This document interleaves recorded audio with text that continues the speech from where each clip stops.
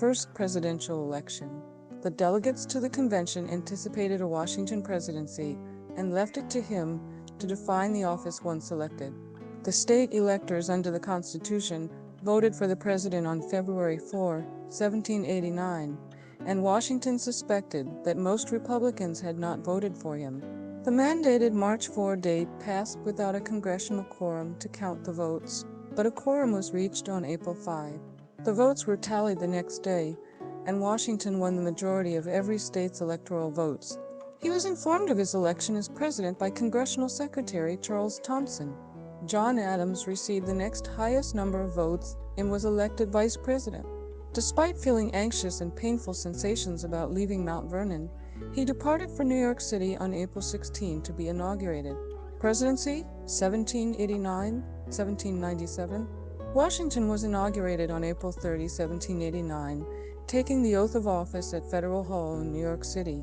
His coach was led by militia and a marching band, and followed by statesmen and foreign dignitaries in an inaugural parade with a crowd of 10,000. Chancellor Robert R. Livingston administered the oath, using a Bible provided by the Masons, after which the militia fired a 13-gun salute. Washington read a speech in the Senate chamber, asking that Almighty Being consecrate the liberties and happiness of the people of the United States. Though he wished to serve without a salary, Congress insisted that he accept it, later providing Washington $25,000 per year to defray costs of the presidency, equivalent to $6.14 million today. Washington wrote to James Madison, "As the first of everything in our situation will serve to establish a precedent, it is devoutly wished on my part that these precedents be fixed on true principles." To that end, he preferred the title Mr. President over more majestic names proposed by the Senate, including His Excellency and His Highness the President. His executive precedents included the inaugural address, messages to Congress, and the cabinet form of the executive branch. Washington planned to resign after his first term, but political strife convinced him to remain in office. He was an able administrator and a judge of talent and character, and he regularly talked with department heads to get their advice. He tolerated opposing views, despite fears that a democratic system would lead to political violence, and he conducted a smooth transition of power to his successor. He remained nonpartisan throughout his presidency and opposed the divisiveness of political parties, but he favored a strong central government, was sympathetic to a federalist form of government, and leery of the Republican opposition. Washington dealt with major problems. The old Confederation lacked the powers to handle its workload and had weak leadership, no executive, a small bureaucracy of clerks, large debt, worthless paper money, and no power to establish taxes. He had the task of assembling an executive department and relied on Tobias Lear for advice selecting its officers. Britain refused to relinquish its forts in the American West, and Barbary pirates preyed on American merchant ships in the Mediterranean before the United States even had a navy, cabinet, and executive departments. Congress created executive departments in 1789, including the State Department in July, the War Department in August, and the Treasury Department in September. Washington appointed Edmund Randolph as Attorney General, Samuel Osgood as Postmaster General, Thomas Jefferson as Secretary of State, Henry Knox as Secretary of War, and Alexander Hamilton as Secretary of the Treasury. Washington's cabinet became a consulting and advisory body, not mandated by the Constitution. Washington's cabinet members formed rival parties with sharply opposing views, most fiercely illustrated between Hamilton and Jefferson. Washington restricted cabinet discussions to topics of his choosing without participating in the debate. He occasionally requested cabinet opinions in writing and expected department heads to agreeably carry out his decisions. Domestic issues. Washington was apolitical and opposed the formation of parties, suspecting that conflict would undermine republicanism. He exercised great restraint in using his veto power, writing that I give my signature to many bills with which my judgment is at variance. His closest advisors formed two factions, portending the first-party system. Secretary of the Treasury Alexander Hamilton formed the Federalist Party to promote national credit and a financially powerful nation. Secretary of State Thomas Jefferson opposed Hamilton's agenda, and founded the Jeffersonian Republicans. Washington favored Hamilton's agenda, however, and it ultimately went into effect, resulting in bitter controversy. Washington proclaimed November 26, 1789, as a day of thanksgiving to encourage national unity. It is the duty of all nations to acknowledge the providence of Almighty God, to obey His will, to be grateful for His benefits, and humbly to implore His protection and favor. He spent that day fasting and visiting debtors in prison to provide them with food and beer. African Americans, in response to two anti-slavery petitions that were presented to Congress in 1790, slaveholders in Georgia and South Carolina threatened to blow the trumpet of civil war. Washington and Congress responded with a series of racist measures. Naturalization was denied to black immigrants. Blacks were barred from serving in state militias. The Southwest Territory, later the state of Tennessee, was permitted to maintain slavery, and two more slave states were admitted to maintain slavery, Kentucky in 1792 and Tennessee in 1796. On February 12, 1793, Washington signed into law the Fugitive Slave Act, which overrode state laws and courts allowing agents to cross state lines to return escaped slaves. Many free blacks in the North decried the law, believing it would allow bounty hunting and kidnapping. The Fugitive Slave Act gave effect to the Constitution's Fugitive Slave Clause, and the act was passed overwhelmingly in Congress. At the same time, Washington signed a reenactment of the Northwest Ordinance in 1789, which had freed all slaves brought after 1787 into a vast expanse of federal territory north of the Ohio River, except for slaves escaping from slave states. The 1787 law lapsed when the new U.S. Constitution was ratified in 1789. He also signed the Slave Trade Act of 1794, which sharply limited American involvement in the Atlantic slave trade. On February 18, 1791, Congress admitted the Free State of Vermont into the Union as the 14th state as of March 4, 1791. National Bank. Washington's first term was largely devoted to economic concerns. Establishment of public credit became a primary challenge for the federal government. Hamilton submitted a report to a deadlocked Congress, and he, Madison, and Jefferson reached the Compromise of 1790, in which Jefferson agreed to Hamilton's debt proposals in exchange for moving the nation's capital temporarily to Philadelphia and then south near Georgetown on the Potomac River. The terms were legislated in the Funding Act of 1790 and the Residence Act, both of which Washington signed into law. Congress authorized the assumption and payment of the nation's debts, with funding provided by customs duties and excise taxes. Hamilton caused controversy in cabinet by advocating for the establishment of the first bank of the United States. Madison and Jefferson objected to the idea, but legislation creating the bank easily passed Congress. Jefferson and Randolph insisted the federal government was going beyond its constitutional authority. Hamilton argued the government could charter the bank under the implied powers granted by the Constitution. Washington sided with Hamilton and signed the bank legislation on February 25, 1791. The rift between Hamilton and Jefferson, meanwhile, became openly hostile. The nation's first financial crisis occurred in March 1792. Hamilton's Federalists exploited large loans to gain control of U.S. debt securities, causing a run on the national bank. The markets returned to normal by mid-April. Jefferson believed Hamilton was part of the scheme, despite Hamilton's efforts to ameliorate. Jefferson-Hamilton feud. Jefferson and Hamilton adopted diametrically opposed political principles. Hamilton believed in a strong national government requiring a national bank and foreign loans to function, while Jefferson believed the states and the farm element should primarily direct the government. He also resented the idea of banks and foreign loans. To Washington's dismay, the two men persistently entered into disputes and infighting. Hamilton demanded that Jefferson resign if he could not support Washington, and Jefferson told Washington that Hamilton's fiscal system would lead to the overthrow of the Republic. Washington urged them to call a truce for the sake of the nation, but they ignored him.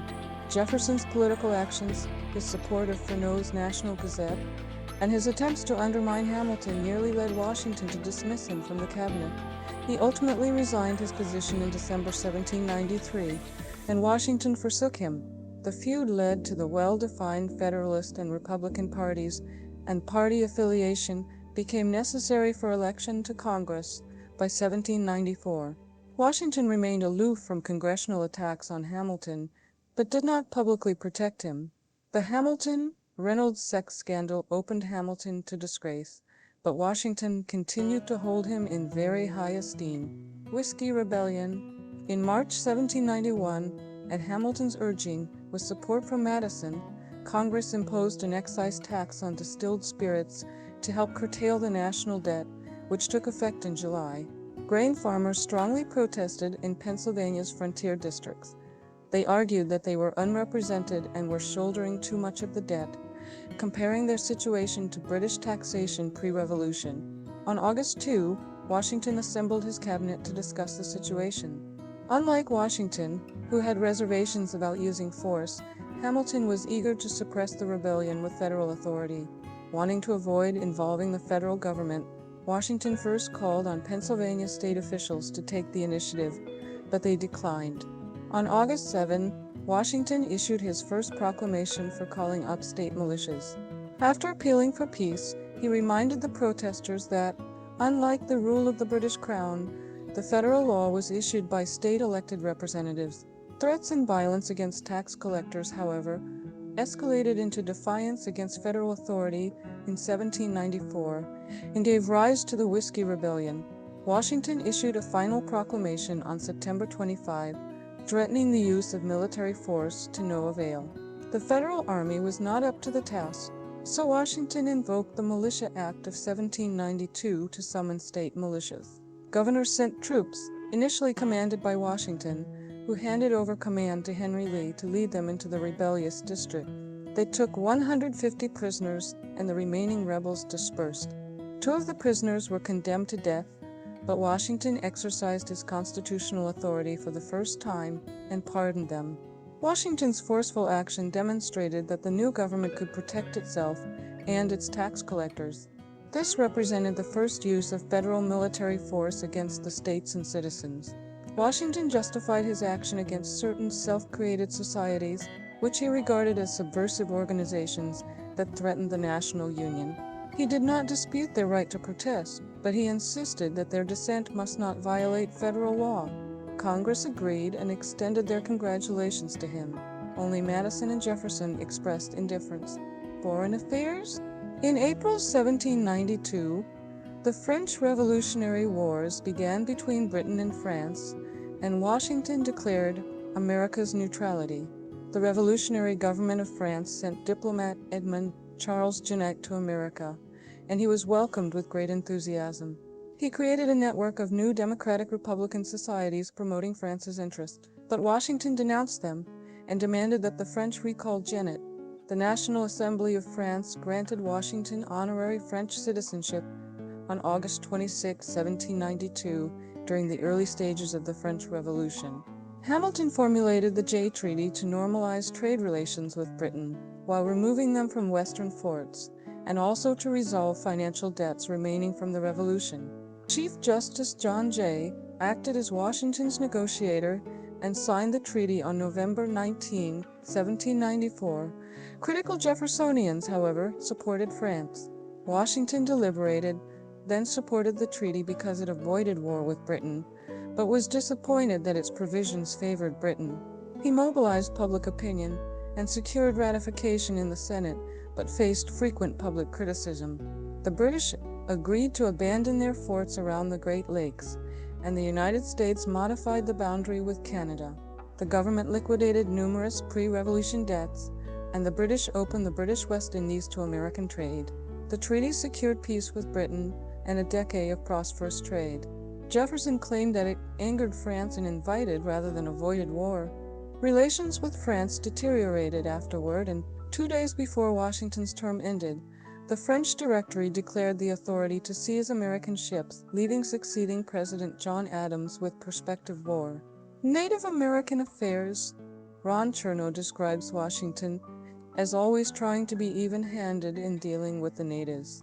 He states that Washington hoped they would abandon their itinerant hunting life and adapt to fixed agricultural communities in the manner of white settlers. He also maintains that Washington never advocated outright confiscation of tribal land or the forcible removal of tribes, and that he berated American settlers who abused natives, admitting that he held out no hope for peaceful relations as long as frontier settlers entertained the opinion that there is not the same crime, or indeed no crime at all, in killing a native as in killing a white man. By contrast, Colin G. Calloway wrote that Washington had a lifelong obsession with getting Indian land, either for himself or for his nation, and initiated policies and campaigns that had devastating effects in Indian country. He stated, "The growth of the nation demanded the dispossession of Indian people. Washington hoped the process could be bloodless, and that Indian people would give up their lands for a fair price and move away. But if Indians refused and resisted, as they often did, he felt he had no choice but to extirpate them, and that the expeditions he sent to destroy Indian towns were therefore entirely justified." During the fall of 1789, Washington had to contend with the British refusing to evacuate their forts in the northwest frontier, and their concerted efforts to incite Indian tribes to attack American settlers. The Northwest tribes, under Miami chief Little Turtle, allied with the British to resist American expansion, and killed 1,500 settlers between 1783 and 1790. Washington declared that the government of the United States are determined that their administration of Indian affairs shall be directed entirely by the great principles of justice and humanity, and provided that treaties should negotiate their land interest. The administration regarded powerful tribes as foreign nations, and Washington even smoked a peace pipe and drank wine with them at the president's house in Philadelphia. He made numerous attempts to conciliate them. He equated killing indigenous peoples with killing whites, and sought to integrate them into European American culture. In the Southwest, negotiations failed between federal commissioners and raiding Indian tribes seeking retribution. Washington invited Creek Chief Alexander McGillivray and 24 leading chiefs to New York to negotiate a treaty and treated them like foreign dignitaries. Knox and McGillivray concluded the Treaty of New York on August 7, 1790, which provided the tribes with agricultural supplies, and McGillivray with the rank of Brigadier General and an annual salary of $1,200, equivalent to $28,404 in 2022. In 1790, Washington sent Brigadier General Josiah Harmer to pacify the Northwest tribes, but Little Turtle routed him twice and forced him to withdraw. The Northwestern Confederacy of Tribes used guerrilla tactics and were an effective force against the sparsely manned American army. Washington sent Major General Arthur St. Clair from Fort Washington on an expedition to restore peace in the territory in 1791. On November 4, St. Clair's forces were ambushed and soundly defeated by tribal forces with few survivors. Washington replaced the disgraced St. Clair with the Revolutionary War hero Anthony Wayne. From 1792 to 1793, Wayne instructed his troops on Native American warfare tactics and instilled discipline, which was lacking under St. Clair. In August 1794, Washington sent Wayne into tribal territory with authority to drive them out by burning their villages and crops in the Maumee Valley. On August 24, the American Army defeated the Northwestern Confederacy at the Battle of Fallen Timbers, and the Treaty of Greenville in August 1795 opened two-thirds of the Ohio country for American settlement. Second term. Washington initially planned to retire after his first term, weary of office and in poor health. After dealing with the infighting in his own cabinet and with partisan critics, he showed little enthusiasm for a second term, while Martha also wanted him not to run. Washington's nephew, George Augustine Washington, managing Mount Vernon in his absence, was critically ill, further increasing Washington's desire to retire. Many, however, urged him to run for a second term. Madison told him that his absence would only allow the dangerous political rift in his cabinet and the House to worsen. Jefferson also pleaded with him not to retire, agreeing to drop his attacks on Hamilton, and stating that he would also retire if Washington did. Hamilton maintained that Washington's absence would be deplored as the greatest evil to the country. With the election of 1792 nearing, Washington relented and agreed to run. On February 13, 1793, the Electoral College unanimously re-elected Washington president and John Adams as vice president by a vote of 77 to 50. He was sworn into office by Associate Justice William Cushing on March 4, 1793, in the Senate Chamber of Congress Hall in Philadelphia. Afterwards, Washington gave a brief address before immediately retiring to the president's house. On April 22, 1793, when the French Revolutionary Wars broke out, Washington issued a proclamation which declared American neutrality. He was resolved to pursue a conduct friendly and impartial toward the belligerent powers, while also warning Americans not to intervene in the conflict. Although Washington recognized France's revolutionary government, he would eventually ask French Minister to the United States, Edmond Charles Genet, be recalled over the Citizen Genet affair. Genet was a diplomatic troublemaker who was openly hostile toward Washington's neutrality policy. He procured 4 American ships as privateers to strike at Spanish forces, British allies, in Florida, while organizing militias to strike at other British possessions. However, his efforts failed to draw the United States into the conflict. On July 31, 1793, Jefferson submitted his resignation from cabinet. Hamilton, desiring more income for his family, resigned from office in January 1795 and was replaced by Oliver Wolcott Jr. While his relationship with Washington would remain friendly, Washington's relationship with his Secretary of War, Henry Knox, deteriorated after rumors that Knox had profited from contracts for the construction of U.S. frigates, which had been commissioned under the Naval Act of 1794 in order to combat Barbary pirates, forcing Knox to resign. In the final months of his presidency, Washington was assailed by his political foes and a partisan press who accused him of being ambitious and greedy. He came to regard the press as a disuniting, diabolical force of falsehoods. At the end of his second term, Washington retired for personal and political reasons, dismayed with personal attacks, and to ensure that a truly contested presidential election could be held. He did not feel bound to a 2-term limit, but his retirement set a significant precedent. Farewell address. In 1796, Washington declined to run for a 3rd term of office. In May 1792, in anticipation of his retirement, Washington instructed James Madison to prepare a valedictory address, an initial draft of which was entitled The Farewell Address. In May 1796, Washington sent the manuscript to Alexander Hamilton, who did an extensive rewrite, while Washington provided final edits. On September 19, 1796, David Claypool's American Daily Advertiser published the final version. Washington stressed that national identity was paramount, as a united America would safeguard freedom and prosperity. He warned the nation of 3 eminent dangers: regionalism, partisanship, and foreign entanglements, and said the name of American, which belongs to you, in your national capacity, must always exalt the just pride of patriotism. Washington called for men to move beyond partisanship for the common good, stressing that the United States must concentrate on its own interests.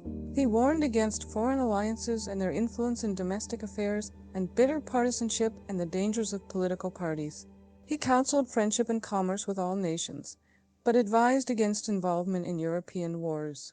He stressed the importance of religion, asserting that religion and morality are indispensable supports in a republic. Washington's address favored Hamilton's Federalist ideology and economic policies.